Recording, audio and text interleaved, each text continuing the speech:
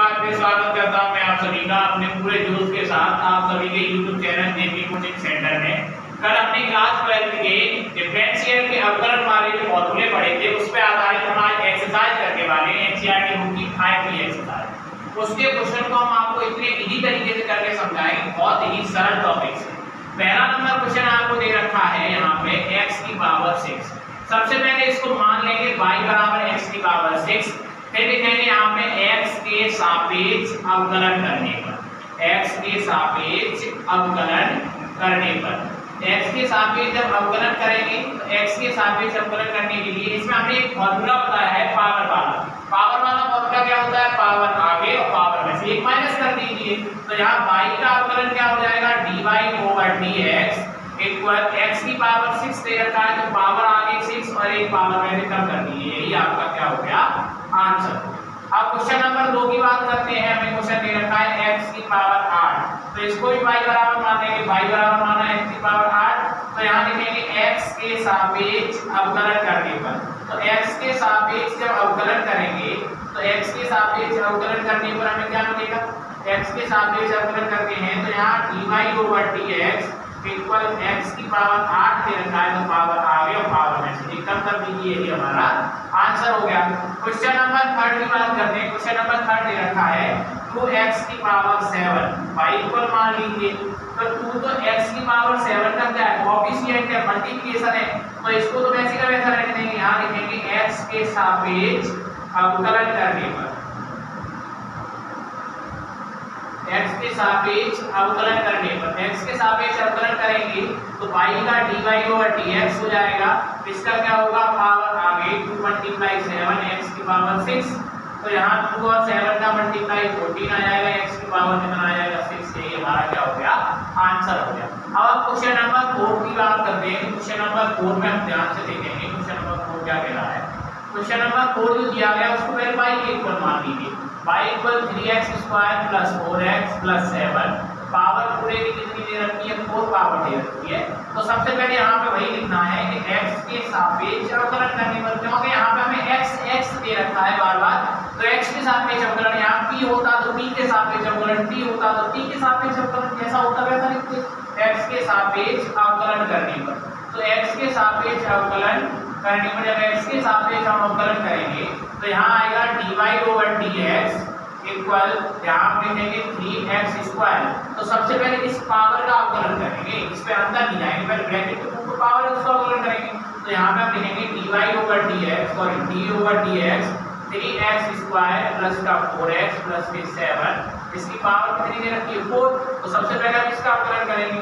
इसका अवकलन करने के बाद जो बचा हुआ नंबर है पूरा उसका अवकलन करेंगे, तो बचा हुआ क्या है आपके पास? dy/dx 3x² प्लस का 4x प्लस के 7, आप इसका अवकलन करेंगे तो आपको यहाँ मिलेगा dy/dx इक्वल, इसका अवकलन 4 सबसे पहले आगे आ जाएगा और बचा हुआ ब्रैकेट में 3x² प्लस का 4x और प्लस के 7, अब पावर यहाँ कितनी रह जाएगी? 3, फिर उसके बाद इसका अवकलन, इसका अवकलन, इसका अवकलन, तीनों का अवकलन अलग अलग कर देंगे, तो dy/dx 3x², इसका अवकलन अगर आप करते हैं तो आप यहीं पे करते हैं, इसका अवकलन मल्टीप्लाई पावर 2 है एक आगे 3 × 2, और यहाँ x की पावर कितना रह जाएगा? 1 प्लस यहाँ x की पावर 1 है, 1 आगे आ जाएगा 4 × 1, और 1 में से घटा देंगे तो x की पावर 0, और x की पावर 0 का मतलब क्या होता है? आंसर 1।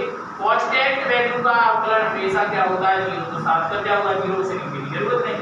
एक बात फिर समझेंगे, 3 का 3 पावर 2 है, पावर 2 आगे, x की पावर यहाँ 2 थी अब 1 रह जाएगी, ऐसे 4 का 4, x की पावर 1 आगे, पावर में से एक घटाओ तो x की पावर 0, 0 का मतलब 1, कांस्टेंट वैल्यू का आंसर 0, तो dy/dx इक्वल आएगा 4, यहाँ क्या बचेगा आपके पास? ये वाला मतलब बात में 3x² प्लस का 4x प्लस 7 की पावर 3 मल्टीप्लाई, यहाँ आएगा 3 × 6 और प्लस का 4।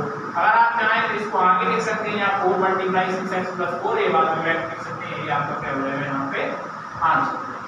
अब इसके बाद अगला नंबर है हमारे पास त्रिकोणमिति वाला, तो साइन ब्रैकेट में x² + 5, इसका अवकलन किस प्रकार करेंगे? पहले हम इसको लिख कर दे रहे हैं, उसके बाद आपको आंसर। हाई क्वेश्चन में क्या दे रखा है? y इक्वल साइन ब्रैकेट में x² सबसे पहले यही लिखना है x के सापेक्ष अवकलन करने पर। तो यहाँ हम करेंगे x के सापेक्ष अवकलन करने पर। x के सापेक्ष अवकलन करने पर हमें क्या मिलेगा, यहाँ dy/dx इक्वल्स dy/dx d/dx। यहाँ पे पहले हम साइन का अवकलन करेंगे, साइन और थीटा की जगह पे पूरा है तो थीटा की जगह पे जैसे का जैसा उसे लिख दूं यहाँ पे।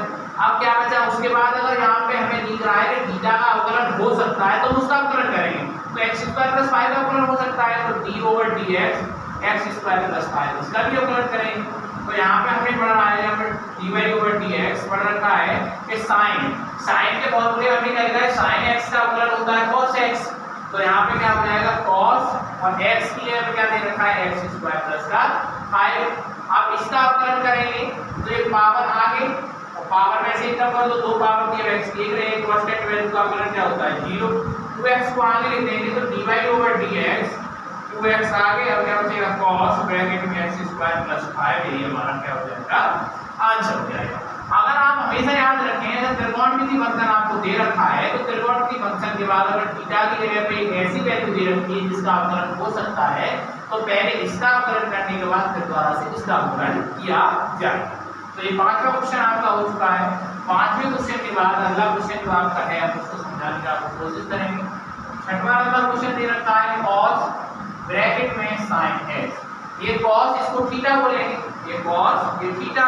अब cos थीटा की जगह पे sin x दे रखा है तो sin x का तो अवकलन हो सकता है ना, और जिस चीज का अवकलन हो सकता है उसका अवकलन द्वारा किया जाता है। तो sin x का अवकलन होता है तो उसका भी द्वारा करेंगे, पहले इसे y इक्वल मान लेंगे। तो यहाँ लिखेंगे x के सापेक्ष अवकलन करने, x के सापेक्ष अवकलन करने पर x के सापेक्ष अवकलन करने पर हमें क्या मिलेगा, y का क्या होगा dy/dx d/dx। पहले cos वाले का करेंगे तो cos थीटा की जगह पे क्या दे रखा है sin x। अब थीटा का भी अवकलन हो सकता है तो dy/dx sin x। अब यहाँ पे dy/dx इक्वल टू क्या आएगा, cos का क्या होता है माइनस sin। ये लिखा हुआ आपके सामने फॉर्मूला, cos का क्या होता है माइनस का sin, और sin थीटा की जगह पे क्या लिखोगे वही लिखना है थीटा की जगह लिखा हुआ है। ऐसा कंफ्यूज मत होना कि यहाँ पे sin इसका cos का माइनस sin और थीटा की जगह थीटा।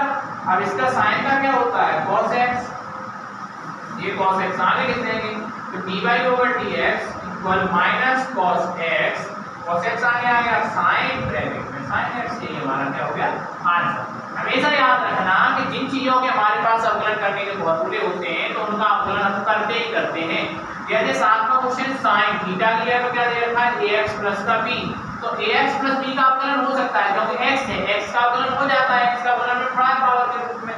तो जिस चीज का अवकलन हो सकता है उसका अवकलन द्वारा किया जाएगा। ये आप अपने दिमाग को बिल्कुल सही से बैठा लें।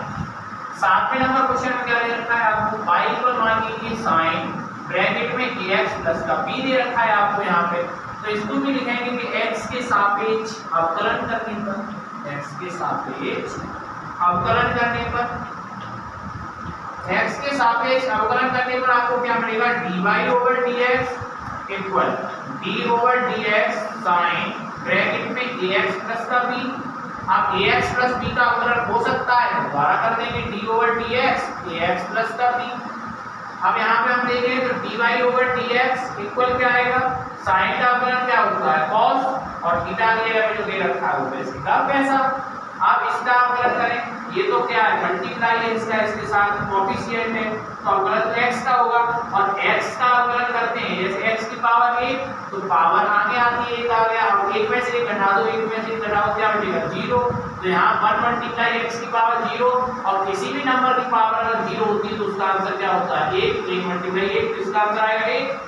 अब इसके साथ तो x है नहीं तो इसको अचर पर बोलेंगे, इसका आंसर क्या आएगा 0। तो इसका आंसर क्या आएगा आपके पास a आएगा क्योंकि a इसके मल्टीप्लाई में था। तो इसका तो 1 हो गया, 1 का मल्टीप्लाई ऐसे कराएंगे क्या आएगा a। अब ये कहाँ जाएगा आगे तो a cos ब्रैकेट में ax + का b, ये हमारा आंसर है। अगला लास्ट में क्वेश्चन है हम समझाने वाले हैं आपको। तो लास्ट वाले क्वेश्चन को थोड़ा समझें। आपको लास्ट क्वेश्चन दे रखा है y इक्वल sec ब्रैकेट में tan√x। तो sec ये क्या है थीटा, थीटा tan का भी अवकलन होता है और tan का अवकलन हमने पढ़ रखा है कि sec² x होता है। तो जिस चीज का अवकलन होता है उसका अवकलन द्वारा करना x के सापेक्ष अवकलन करने पर, x के सापेक्ष अवकलन करने पर, x के सापेक्ष जब हम अवकलन करेंगे तो यहाँ dy/dx y का अवकलन हो जाएगा। d/dx sec थीटा, थीटा लिए हम क्या है tan√x। अब tan√x का दोबारा से अवकलन किया जाएगा क्योंकि tan x का अवकलन होता है और फिर उसके बाद √x का भी अवकलन होता है तो √x का भी दोबारा से। ऐसे जैसे tan का अवकलन हो सकता है तो √x का भी अवकलन हो सकता है तो उसका भी अंडररूट करेंगे। अब जैसे अंडररूट का मीन्स होता है किसी भी नंबर की पावर आधी, हाफ पावर, तो x की पावर कितनी है हाफ।